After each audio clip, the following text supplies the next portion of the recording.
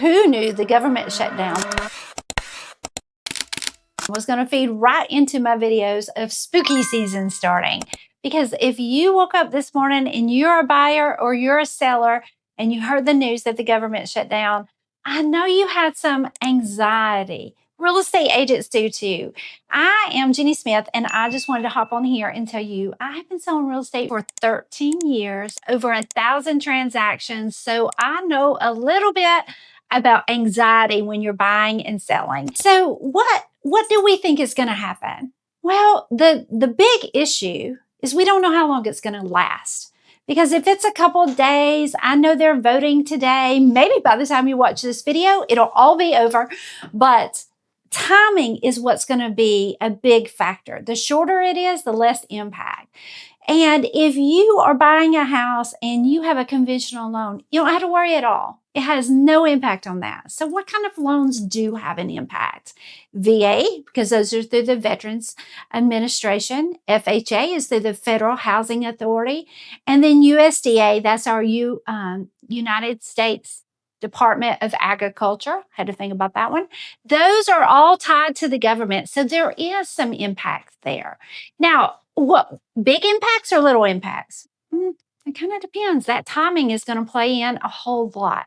Because let's talk about the small impacts. So the small impact is a lot of these agencies are going to have staff that has been furloughed.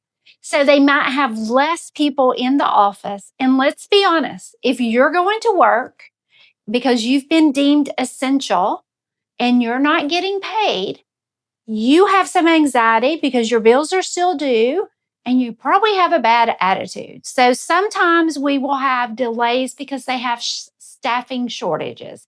So it just takes longer. So something that used to take 3 days might take 10 days. Another thing that happens across the board to me is it's just on their mind so much. Now, the bigger impacts we see is the ones that are more hands-on. So the VA, USDA, because those departments actually have to look at files. They have to kind of, the appraisers for the VA is a certain set of appraisers. Those kind of things, opening new files at USDA, those kind of things, it just takes longer if they don't have enough staff. And in some cases, I only had this happen once, and it was when the government shut down for 16 days. During that time period, we had loans that were delayed. They closed, but they were delayed like 2 weeks, 3 weeks, but thankfully they all closed. Now, at that same time, that's the one I'm going back to the most, is because it's pretty recent. It was, I think Obama was president.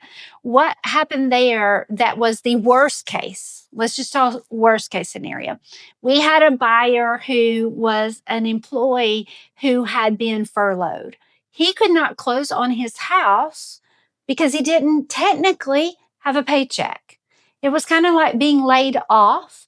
And he obviously used the unilateral extension because we were hoping that it would close in the time frame that gives us, and that's basically an additional week, and he still didn't. So the buyer had the option to extend or terminate and get his earnest money back because the seller wasn't willing to work with us.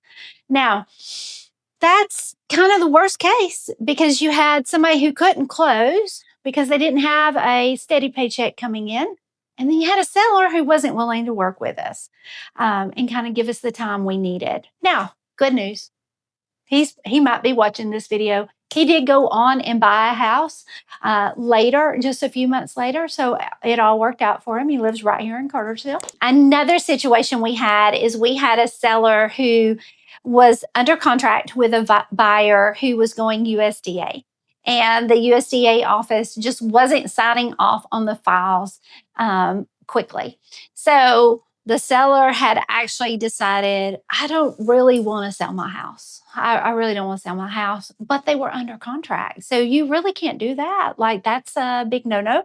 So when the buyer couldn't fulfill the contract, and they had also used their unilateral extension, and the seller wasn't willing to keep extending, that contract died. In that situation, the seller gave them their earnest money back because their finance contingency had run out.